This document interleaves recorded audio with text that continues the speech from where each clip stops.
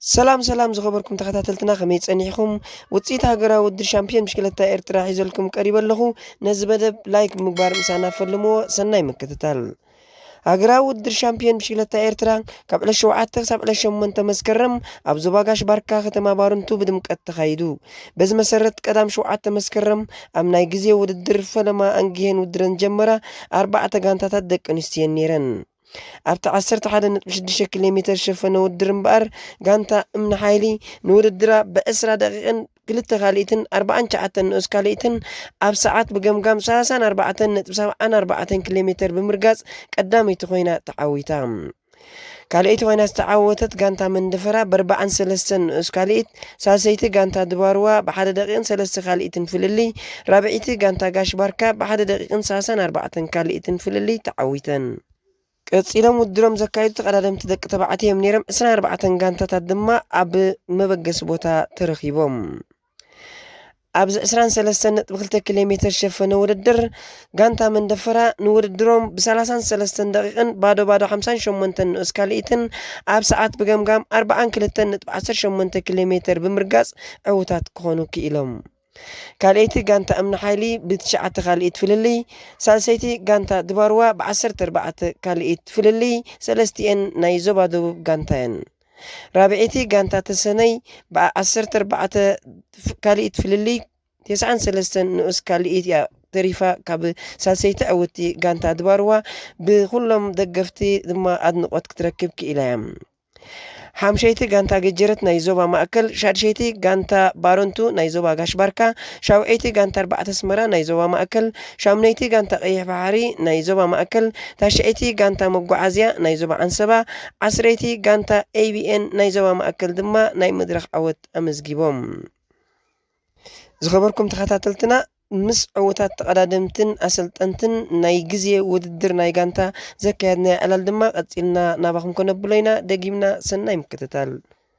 سلام زخبركم تخاتلتنا زي وددر كرونومتر ناي چامبيون إرترا تكات قدمت ماونتين بايك اب زوبا غاش باركا بارونتو خكات صنحه بعوت تقدمتي نو زوبا امنا حيلي ناي غانتا دوبوب زخوناين تعويتن زلوا نحج ما حنت تقداميتن كومون اسلطاني ان نقربنا لكم زلنا اسكفلما ملو شمكا اوكي من جمرتان زعد زمابكا صندوق حوي كمسنا كفتو سمي هرمون قبر ميكائيل يبحال أسلطاني غانتا عدد مشتان زوبا من حيل مالتي صبو هرمون سكيل لو معلتي 11.6 كيلومتر شفنا وردر ناي غزي وردر ناي غانتا ينيركم مسك بتقدادم تخاز وسدكايو نزا عينت مدلاو انتي مسل نيرا قديمو مسك انت عينت مدلاو هم غيركم نز ناي غزي هو مدلاوات كو بحقي مشالو صعوق مدلاواتنا غيرنا نعوت منفس كان يرنا نعوت نحسب نيرنا مس زلنا ناي صرغا صقمات بحر صقاتات علينا بحاتير نزوبا من حيلي اب نزوبا من دفرا تدغيفنا اينا نصوت دعي متم زعوت خغلص سايكلني وزح مسجداتنا حريفنا له صبق اسك 4 غانتات تقدادم تقنستيكم لومي تساتيفكم نان بلي اسك قداماي كوين كتعويت كالخا اسك تسغكا غانتا بكل ነገር بعدك خون ببقعت خون المنيره هو يسقانا نبلن كو حق زربا خمس بعد قتيلنا كلاتن كسقانا خلايم مخنياتو مس حصرت باجت زلنا مالتيو تدغاغيفنا انا مصينا نزا صوتا زيا كسقانا لنا حسبنا كاني مستنزوا ماكل زي من بارن كاني نزوبا من دفرا كم حنتي رينا مالتي متى زي كنا ግን ارغاز عوسي شورغيرنا يناتينا زي زنصفكم لهم غزي في الليغا مسراخا كما يمثل تقراراب منبارو افت وصيت عجيب كادو افت صوتها بتعم يزغرم نت ناي غابسي كاليت كمان ياخذ ناي نوس كاليت فليلي يزلون ابدك انا سيخا خمس عين فليلي جنن كعوتا خطرين كلها بتعم دس بلي ندعي مچم تعاوتناتنا خويناسي ناملاك انو بسكنون دل مالتي ኣብ ሃገርና ዋሕድ ተቀዳድምቲ ደቂ ኣንስትዮ የጋጥም እዩ ቀጻሊ ኣብ ኩሉ ዞባታት ስለዚ ብፍላይ ዞባ ማእከልካ ኣብዚ ሃገራዊ ውድድር ሎም ዓመት ዝካየድ ዘሎ ኣይተሳተፋን እሞ እስከ ነዚ ዋሕዲ ተቀዳድምቲ ናይ ደቂ ኣንስትዮ ከም ኣሰልጣኒ ናይ ተቀዳድምቲ ደቂ ኣንስትዮ ካብ ግዜ ናብ ግዜ ንኽብርኽ እንታይ ጻዕርታት ክግበር ኣለዎ ኢልካ ትሓስብ هو حق زرباكو اب دق انستي كل غزي واحدتا ترندي اب لو عامت كن ولا بزناي زوادو بستخايده بزح تقادمت نيرن كوم ناب زما ماكل اللوا باجيتات يو زي ساتف نمبر ام فرايسي اللوا يلي حس مالتي ግን ብዙخه ነገር ስን حግዘን ከም ዘለና ብሞራልን ሆነ ወካ ብንዋትሲ كن حግዘን كن حيون ከም ዘለና بفላይ ደቅ አንስትዮ ማለቲ ኮም ኢለ حسب انا ጽቡቕ ናይ ግዜ ውድድር ናይ ጋንታ ተዓዊትካ ኣለኻ ተርፍካ ደላ ናይ ጽርግያ ውድድር ያሞ ኣብዚ ናይ ጽርግያ ውድድር ንተቐዳድምትኻ በስሒ ዘንኦ ዘለዋ ብቕዓት ብምንጽጻር ከመይ ክንጽበየን ኢና እወ ሕጂ እውን መቸም ዝዓበየ ስራሕ ይጽበየና ዘሎ ምስኣል ግባ ቢለውን ኣብ ደቀ ተባዕትዮ እውን ናይ ካልኣይ ደረጃ ኢና ተዓዊትና ዘለና ኣኸልና ነቶም ሰማዕቲ ሓበሬታ ንኽበፅሑ ማለት እዩ ናይ ጽባሕ ዝግበር ከቢድ እዩ ምክንያቱ ኩላተን ኣባናይን ክትምታ ምስ ሎም ማዓንት ዘምፃና ዓወት ግን ብዙኾነ መቸም ናትና ስራሕ ጌርናስ ተዓወት ካባና ከተምልጥ ይብላን ኢልና ናሕስ ማለት እዩ ጽቡቕ ኣብ ናይ ደቂ ተባዕትዮ እውን ከም ትገልጾ ዘለኻ ካልኣይኩም ሒዝኩም ዘለኹም ኣብኡ እውን ጸቢብ ዝኾነ ፍልልይ ጸኒሑ እምና ሓይሊ ብሓፈሻስከ ነዚ ሃገራዊ ውድድር ንክንደይ ዝኸውን እያ ተዳልያትሉ ብክልቲኡ ፆታ እንታይ ዓይነት ምትብባዕ ተገይርላ ኢኸ ካብቲ ንዕዘባ ተፋንያ ዘላ هو كل جزء كوا أب واحد تقدمتي إن زلنا ما تيجي بزح تقدمتي بلان وحداتهم تمزلوا كلاتهم نجيفنا أنا تمزلنا بزح تقدمتي بلان جينا تمزلوا مش على بزح مورال لنا هوهم مستي سرقازي مهلاو مستي كابرحوق عدسات أخاخيهم زعوتوا بمهانو ولا ناي عدسات تقرر بيكونن كابرحوق كابت حدا تواهيل من مسو متشم بزح مورال تغيرنا زلو بمحداريتنا خونه بخلاتهم وهبت صقاتات كونوا حاجه سجيرنا هنا بزيابه احنا سرنا مالتي ጽቡቕ ኣብ ዝሓለፈ ናይ ዞባ ደቡብ ውድድር ኣብ ከተማ ዓዲ ቀይሕ ተኻይዱ ነይሩ እስከ ብክልቲኡ ፆታ ደምጻኹም ሪዛልት እንታይ ውጽኢት እንታይ ይመስል ነይሩ እቲ ሽዑ ዘካየትኩም ሞኸ ነዚ ናይ ሎሚ እንታይ ሓገዝ ኮይንኩም هو ناي شعو يلكع بقى نزن مدلاو تبايلي واب زوادو اب عد قيح تخايدو ابو انترينايون بحقي عبلينا ناويلنا فلاي صوتا بسحبت كون بفلا ابدك انسيو درغا كله 100 ميتاوسي بانا تسحبي تقليسو ولا ون تناي سبرينتاتون نحنا نسعرو نيرنا كون ابناي غانتا افتناي واحد سلازلنا طراينا خنبلص كيلنا نمبر افتناي ورقتاسي زبله عوتات نحنا نامتينا مالتي اب كله مالتي ولا بدك تبعتيو اب قصال ዝካየድ ውድድር ናይ ደቂ ኣንስትዮ ኾውን ናይ ደቂ ተባዕትዮ ዞባ ደቡብ ብዝሕ ዘለዎን ጋንታታት እያ ተሰልፍ ኣብ ዓወት እውን ቀጻሊ ኣላ ብጋንታ ኣብ ዝሓለፈ ዓመት መንደፈርያን ተዓዊተን ነይረን ሕጂ ኸኣ ኣብ ናይ ግዜ ውድድር ንፈለማ ግዜ ተኻይዱ እምና ሓይሊ ተዓዊታ ኣላ ብሓፈሻ ዞባኹም ዞባ ደቡብ ከመይ ርኢኻዮም ኣብ ኩሎም ዓይነት ፆታ ወዞባና ጽቡቕ ገስጋሲ ዝገብር ዘሎ ኣብ ቅድድም ብሽክለታ ኾነ ወላ ኣብ ኩሉ ዓይነት ስፖርት ኣብ ቅድድም ብሽክለታ ፍላይ ካኒ እቲ ስሩዕ ፀወታታት ዝያዳ ነቶም ፀወቲ ዘብልሖምን ኣብ ብቕዓት ዘምፅኦም ዘሎ ማለት እዩ ከምቲ ዘለዎ ቁጽሎ እቲ ናይ ዞባታት ፀወታታት ክካየድ ናይ ንሳን ዞባታት ፀወታታት ክካየድ በዚ ኸ ክላበው ፈቱ ማለት እዩ ራያ መወዳእታ እስከ በዚ ኣምፂኹሞ ዘለኹም ዓወት ንሕና የውሃና ንብለኩም ከተመላልፎ ትኽእል መልእኽቲ ተዳኣሎ ዕድል ክበካ اوكي መጀመርታ ተመስግኖም ዘሊ ነዞም ተጻወተይ ማለት እዩ ምኽሪ ሰሚዐን ዝተባሃሉ ገይረን ንዝዓወት ዝምፀን ብጣዕሚ ከመስግኖም ፈቱ ማለት እዩ ካልኻ ተዓወትካ ኣብ ትሕቲ እግዚአብሔር እዩ ንእግዚአብሔር ክንመስግኖም ፈቱ ማለት እዩ ካልኻ ነዚ ኩን ንኸውን ዝገበሩ ኩላቶም ሃገራዊ ፌደሬሽናት ከምኡውን ንዓና ዘድሊ ስንቂ ሂቦም ዝሰደዱና ንዞባምና ሓይሊ ማለት እዩ ጓሓጎሰና ክብልፈቱ ከምኡውን ዘዋዶ ማለት እዩ ብዓብይነት ዘባኑ ምፅዋዕ እዩ ጓሓጎሰና ክብልፈቱ ማለት እዩ يغنيلنا نحنا ون بشم كلهم تخاتلتي أبناء ترجع زكاة ودرون عودنا من يلكا دقيمنا يغنيلنا هراي ملء شمكي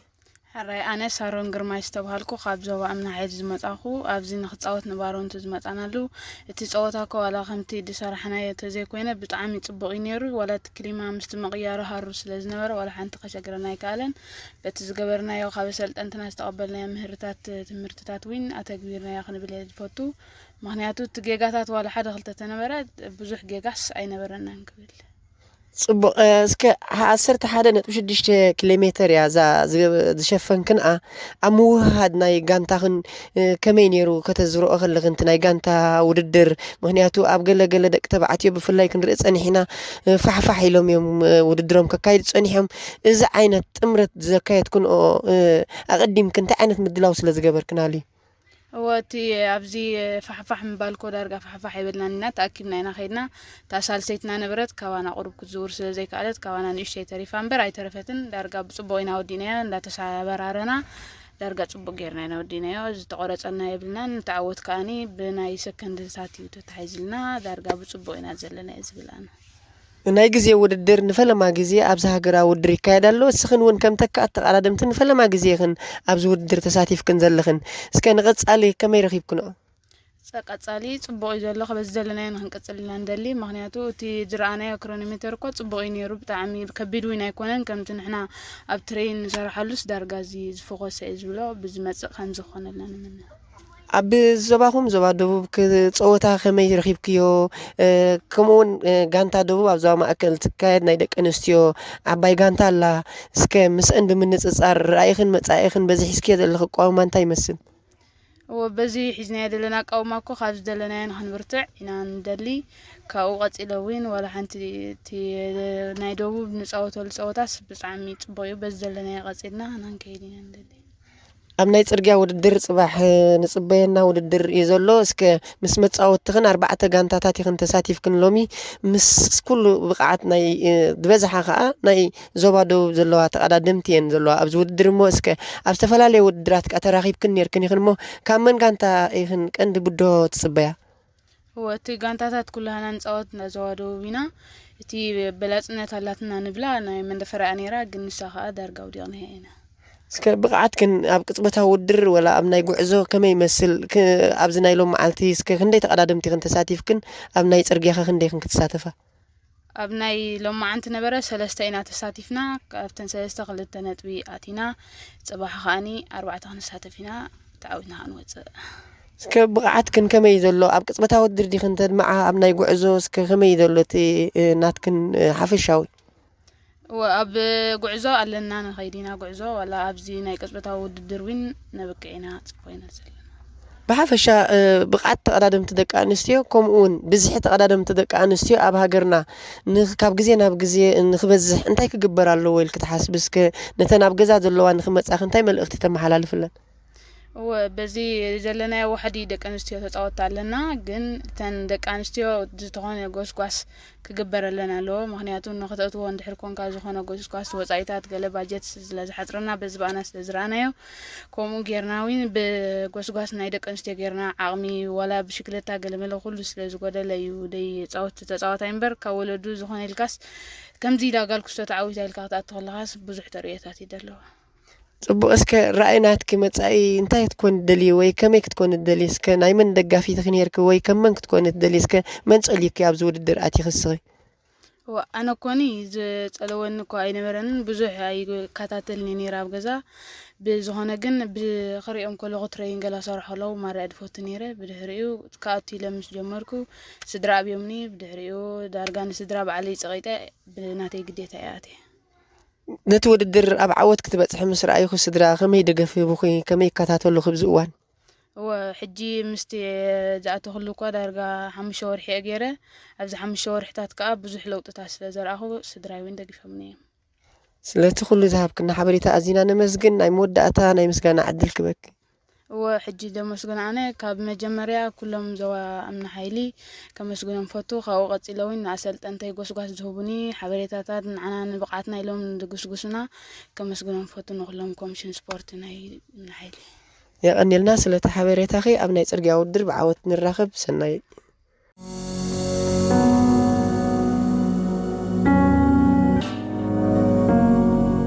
ዝኸበርኩም ተኸታተልትና ተቐዳድምቲ ደቂ ተባዕትዮ እውን ናይ ግዜ ውድድር ዛዚሞም ኣለዉ ኣብዚ ዝካየድ ዘሎ ውድድር ዕዉታት ጋንታ መንደፈራ እዮም ምስ ኣሰልጣኒ ጋንታ መንደፈራ ዕላል ክህልወና እዩ ሕጂ እውን ደጊምኩም ሰናይ ምክትታል እስከ ሙሉእ ሽምካ ስመይ ሃብቶም ረዳ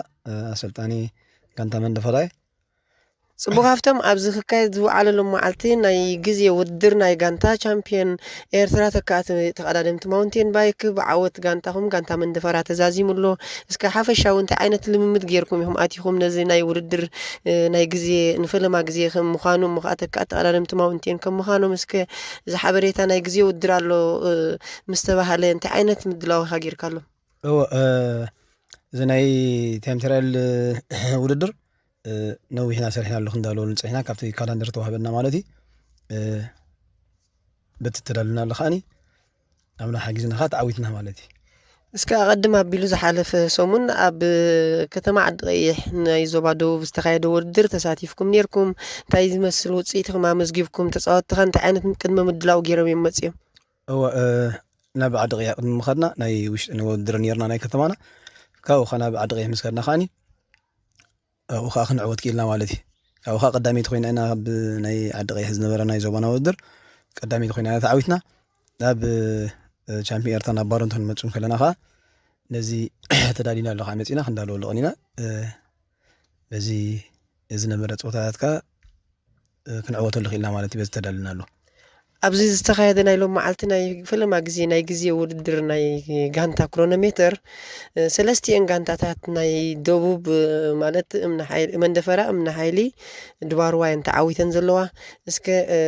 ምስ ካልኦት ዞባታት ብምንፅፃር ከመይ ነይሩ በዳህቲ ጋንታታት መን ነይረን ካብ መን ብድሆ ተፀቢኹም ኢኹም ነዚ ውድድር ኣትኹሞ ብፍላይ ድማ ኣብዚ ግዜ ብዓብላሊ ዝዕወቱ ነበሩ ዞባ ማእከል ከምቲ ዝድለተን ዓበይቲ ጋንታታት ኣይነበራን መስከ ብምንፅፃር ከመይ ረኺብካዮ እወ ኩለን ጋንታ ዝነበራ ተወዳደርቲ እየን ነይረን ብጣዕሚ ከዓ ከቢድ ነይሩ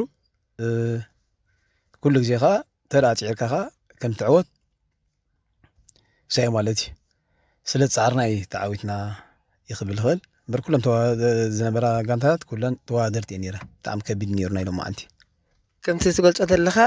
ኣብ ካልእትን ሳልሰይትን ናይ 9 ካልእት ከምኡ ናይ 14 ካልእት ፍልልይ እዩ ነይሩ እቲ ዝተሃርመ ግዜ እውን 23.2 ኪሎ ሜትር እዮም ድማ ሸፊኖም እስከ እቲ ዝተሰልዐ ኪሎ ሜትር ከመይ ረኺብኩሞ ብመንፅርቲ ዘካየድኩሞ ልምምድ እወ ዳርጋ ከምኡታት ኢና ገምጊምና ነርና ነዚ ውድድር እዚ ንዑ ተመርኪስና ኢና ክንሰርሕ ቀኒና ከምቲ ዳሓሰብናዮ ከዓ ኮይኑልና ማለት እዩ ኣብ ዞባኹም ከምዚ ናይ ሎም ዘካየድኩሞ ቅርፀ መሬት ናይ ልምምድ ነይርኩም ዶ ንመዳለዉ ዝኸውን እወ ሕጂ ኣሎ እንዲ ማለት ከምዚ ናይ ዝነበረ ዘይኮነስ ካብ ቁሩብ ስራሕ ቦታ ዘለዎ ቦታታት ነይሩ ንሕና ግን እንታይ ንገብር ነቲ ስራሕ ቦታት ገዲፍና ኣብቲ ጎልጎል ሓፀርትና ተመላለስና ከምኡ ጌርና ኢና ክንዳውሎ ክኢልና ማለት እዩ ጽቡቅ እስከ ኣብ መወዳእታ ናይ ጽርግያ ውድድር እዩ ዝተርፈካ ዘሎ ነዚ ናይ ጽርግያ ውድድር ብድህዎ ኢኹም ወይ ከመይ ተዳሊኹም ክትኣትዉ ኢኹም በዚ ሎም መዓልቲ መዚንኩሞም ዘለኹም ተሳተፍቲ ናይ ኩለን ዞባታት ተቐዳደምቲ መን ተስግአኩም ርኢኹም ኣለኹም እስከ እወ ብሓበሻ ኩሉ ናብዚ ውድድር ኣትየን ዘለዋ ክዕወታን እየን እንዳኣተዋ ዘለዋ እጂ ካብ ኩለን እዩ እቲ ብድሆ ካብ ኩሉ ብሩኽ መዓልቲ የውዕለና ኣብ ዞባ ደቡብን ዞባ ጋሽ ባርካን ብብዝሒ ጋንታታት ተሳቲፈን ኣለዋ እስከ ካብቲ ናይ ቅድሚ ሕጂ እስኻ ትሪኦ ዝነበርካ ተሳትፎ ለውጢ እንታይ ርኢኻ ኣሎ ኣብ ተሳትፍቲ ጋንታታት ክኾን ይኽእል ኣብ ብቕዓት ብጣዕሚ ኣብ ካልእ ዞባታት ብጣዕሚ ተቐይረን መፅአን ብጣዕሚ ናፊዐን ካብ ዘለዎ ከዓ ንቕፅላ ከዓኒ ይላቦ በዚ ናይ ደቡብ ተላመፅና ከዓ ካብቲ ንሳተፎ ዝነበርና ከዓ ጎዲልና ኢና መፂና ካብ 8 ጋንታታት ንሳተፍ ዝነበርና ናብ 3 ኢና ወሪድና መፂና እንጂ አይሆብ ንዓመታ ከዓ ኩለን ንኽሳተፋ ከዓ ኣለዋ የመሓላልፍ ማለት እዩ ጽቡቅ ከም ዝበልካዮ 3 ጋንታታት ናይ ደቡብ ተዓዊተን ኣለዋ ጋንታ ዓረዛ እውን ናይ ደቡብ እያ ድሒራ ኣትያ ረኪባ ኣላ ኣብዚ ውድድር እስከ ብሓፈሻ እቲ ውድድር ኣብ ናይ ፅርግያ እውን ኣብ መንጎኹም እዩ ጥራሕ ዶ ትብል ዋላ ካልኦት ዞባታት እውን ኢደን ክሕውሰን እዚ እቲ ግዜ ተሃሪሙ ዘሎ ናይ ውሕድ ናይ ሎማዓት ዝነበረ ሕጂ ተማጣጣኒ እቲ ብቕዓት ሕጂ ኣብ ኩሉ እዩ ኣብ ኩሉ ኣብ ተንተሳቲፈን ዘላስ ኣብ ኩሉ ፀወታና እቲ ውድድርና ኣብ መወዳእታ ተመሓላልፎም መልእኽቲ ዕድል ክበክ ኣነ ብሓበሻ ነቶም ነዚ ዓወት ከምፂ ዝኽኣሉ ተፃወቲ እንኳ ሓጎሰኩም እዮም ምክንያቱ ፅዒሮም እዮም ፍረ ፃዕሮም እዩ ከዓ እንኳ ሓጎሰኩም ኩሎም ደሊ እቶም ተፃወቲ ማለት እዩ ንሕና እውን ደጊምና እንኳ ሓጎሰካ ኣብ ናይ ፅርግያ ውድድርን ዓወት ንምንየልካ ዝኸበርኩም ተኸታተልትና ምስ ዕወታት ተቐዳደምቲ ጋንታ መንደፈራ ሕጂ እውን ገለ ኣባላት ኣዕላል ክነካይድና ምሉእ ሽምካ ኣነ ኤቨን ሙልጌታ ይበሃል ንዞባ መንደፈራ ከመይ ነይሩ ውድድር እስከ ተዓዊትኩም ኣለኹም ናይ ግዜ እስከ ኣብ መንጎኹም ከመይ ነይሩ ምውሃድ ብጣዕሚ ፅቡቅ ነይሩ ማለተይ እቲ ትሬን ስለ ዝሰራሕናሉ ብጣዕሚ ፅቡቅ ነይሩ እቲ ፀወታውን ናረበርትዕ ነይሩ ግን ኣጋጣሚ ስለ ዝሰራሕናሉ ኣይተፀገምናን ክልተ ዙርያ ሓደ ዙርያ 11.6 ክልተ ዙርያ ከማካይድኩም እስከ ቀንዲ ፀዓት ኣበይ ናይ ሓቲትኩም ኣብ ቀዳመይቲ ዙርያ ወይ ኣብ ካልእቲ ዙርያ እስከ ሞር ኣበይ ዘዊርኩም ማልማት እንታይ ዲ ኣብቲ ፋይል ማይ ዝኾነ እንተዘዊርካ ዝኾነ ማዕፀውትን ወይ ማዕበስ ክመፀካ ስለ ዝኽእል ኣብቲ ቀዳማይ ሓሊና መፂና ኣብታ ካልእቲ ዙር ግን ናይ ዘለና ኣጋጣሚ ናይቲ ተዋሃሂድና ትሬን ስለ ዝሰራሕናሉ ኣብ ስጥመት ጌርና ጽቡቕ መጺና ብተኻለይቲ ራይ እስከ ሙሉእ ሽምካ ሽመይ ዊልያም ዘሪት እንደፈራ ሎም መዓልቲ ተዓዊትኩም ኣለኹም ናይ ግዜ ውድድር እስከ ኣብ ናይ ግዜ ውድድር ዝነበረካ ተመኩሮታ ይመስል ፆታ ብጣዕሚ ጽቡቕ ነይሩ ብጣዕሚ ብርትዕ ኢሉ ነይሩ ትሬንካ ተዳሊና ሊና ሰርሕና ሊና ቻምፒዮን ኢልና ብኡ ናይ ንዘባ መንደፈራ ፆታ ነርና ሰሪዕልና እውን በቃ ጽቡቕና ተጫወትና ሰሪዕና ትሬን ሰርሕና ኢና ማለት ተዳሊና ኣሎ ውጽኢት ቅድሚ ምንጋሩ ዳርጋ ሴሌብሬት እናገበርኩም ኢኹም ትዞሩ ርኢናኩም እስከ ምስ ዝረገጽኩሞ ምስ ቅድሚኡ ሒዝኩሞ ዝኣተኹም ግዜ እንታይ ዓይነት ተኣማምነት ነይርኩም ብጣዕሚ ተኣማምነት ነርና ስዕራ ኢልና በቃ ኣቲና ኢና ወላ ሓንቶም ደገብርና እውን በቃ ተኣማሚና ኢና ዳርጋ ረስን ገለ ይኹም ፀወታ ተወዲኡ እነስና ተዓብያ ገሊልና ይኮነ ናይ ብሓቂ ጽቡቕ ዝኾነ ቃውማን ጽቡቕ ዝኾነ ብቕዓትኩም ተርእዩ ውዕልኩም ደገፍቲ እውን ብጣቕዒት የሰኒኹም ነይሮም እስከ ነዚ ብሓፈሻ ኣብዚ ዝተኻየደ ውድድር ምስቲ ናይ ከበሳ ዝለመትኩሞ ከመይ ረኺብኩሞ ከተማ ባሮንቱ ባሮንቱ ድሓኒ ጽቡቕ ሃሩር ገዲፍካ ጽቡቕ ነይሩ ራይ እስከ ሙሉእ ሽምካ ስመይ ፍረ ሰላም ዓንደማ ትበሃል ከመይ ነይሩ ውድድር ብጣዕሚ ጽቡቕ ነይሩ እስከ ህዝቢ ባሮንቱ ከመይ ተቐቢልኩም እስከ ኣብ ውድድር ብዙሕ የሰኒኹም ነይሮም ምስ ተሃርሞ ነበርኩም ብቕዓት እስከ ከመይ ረኺብካዮ ህዝቢ ባሮንቱ ብጣዕሚ ሞራል ይገብረላ ነይሩ ናይ ሓቂ ጽቡቕ ተቐቢልና ቁርብ ሙቐት ነይርዎ ፀወታ ብጣዕሚ ጽቡቕ ነይሩ እስከ መን ተስገአኩም ጋንታ ነይራ ኣብ ሕንጻጽ ኣብ ሰለስተ ግሩፕ በብሸመንቶ ጋንታ ኢኹም ተፈላሊኹም ኣቲኹም እስከ ዓይነይቲ ሂት እያ ናትኩም ተፍርሐኩም ነይራ ኣብ ቀዳመይቲ ሂት ጋንታ ገጀረት እያ ትመርሖ ነይራ ብድሕሪኡ እምነ ሓይሊ ኣብታ ንስኹም ነበርኩም ማኻ ብድሕሪት መጺኹም ኢኹም ካብታ ሳልሰይቲ ሂት ቀዳመይቲ ኮይንኩም መጺኹም እስከ መን ተፍርሐኩም ነይራ መጀመርታ እቲ ፀወታ ጎልጎል ይገለም ስወርና ኣስመራ ቁርባስ ጌምና ነይሮም ስራቦታት ገለ ምስራና ግን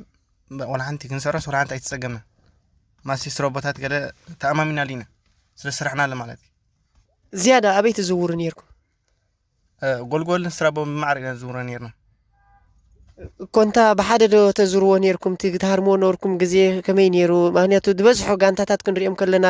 ብፍላይ ኣብ ናይ ጋሽ ባርካ እንተደኣ ርኢና ዝነበሩ ተቐዳደምቲ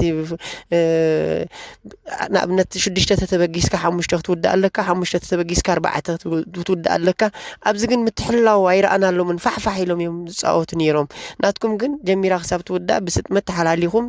ብሓንቲ ቲም ትኸዱ ነይርኩም እዚ ማዕርኽ እንደይ ነቒሕኩምሉ هو بمجمرتا كو تراتيستا نيرنا نفع تراتيستا اما جمرتا بو كغورو يسرم صغاي اسو بالشاو ورب تبيلات حلالنا مالتي اما وداتا غن سلستا امنا اطينا زويرنا مالت خنايزلنا زويرنا ما تكوننا علم زورنا نيرنا احنا ناي كلت صدق مغورنا لم نيرنا يسرم تدل نيرو قرب اسغينا خين بتاتن مالتي حلالنا هنا ابينا بس نورمال نغير نيرو اسكترا اسلطانيكم تاي مسل نيرو ترى سلطاني انا بحقي تاي تزلو تمكرو بغبس زعما حالف الناس كنسعر ولا حنت تصقمنا صبغ اسك نزباهم كاباهم حجي تعاويتكم ኣለኹም ኣብ ናይ ጽባሕኩም ክጽብየኩም ያ እስከ ከመይ ክስማዓዩ እንታይ ዓይነት ምትብባዕ ገይሮም እዮም ሰዲዶምኩም ምትብባዕ ጽቡቕ ወላ ሓንቲ ሰላም ትዕባ ጽቡቕ ቀላ ሓንቲ እስከ ብደረጃ ንዘባኹም ሲ እንተደኣ ስዒርኩም መጺኹም ዝኣተውልኩም መብጻዕ ኣለዎ أي نجارني مستيري ناي بحكي مو ناي ترجع خمسة نايلهم معلت هنصبدينا وي كالوت دفروحهم هاللو ديم أي يلون قانتا من دفرة حجون تعواتي ناي ترجع خن بلا قديمنا نخلده نحن هون أملاك عند حجزنا بسلام ترى ودعنا مرنا أنا عاوتنا من نيلكم مسكا مود أتاسك ناي مسكانا من الأختي بأخاجم هاراي كمسكنا مزللي من جمرتا سدراي كاو بعد ولا وسلطاننا قدمله افتن بعبي مالتي املاك امسكن دلي بزاز مسكن نيرم تايمو ابنا صراحه مستعملنا وي غورلو وين غورلو سزقنا غورلو من اندلي او تو سلطاني دروغوان راي سانرو بقى صبو اي عبينا سرحناي كوما هفتم ود قدام بتعمي زيرنا بقى سرحو غديفو وما يبقى سرحو غديفو كسرحنا انا بتعمي زيرو قني وزي ناي نزواتات نرو بتعمي انا سرحنا دو سرحناي هفتم ود قدام كا هم دروغوان كاي عبيناي وكاب اغرتات جميرو مسكنا تسلطنا مالتي كاب اغرتات ابز درجه نخ نبصح قتيلنا ناب هابتم بتون قصينا هاي لم تصبينا زلو عاودنا نخصم زوادو طعمي حقسنا وسن يقول احنا ون سلتي استعودكم ازينا نمسجن سلدهابكم نحفشاو مغلص دما دغيمنا نمسجن اسلطاني هافتم قدام حقوسك لكادي ناي مودعه ملخت حقوس كلاتنا كبعوت يرهبنا عندنا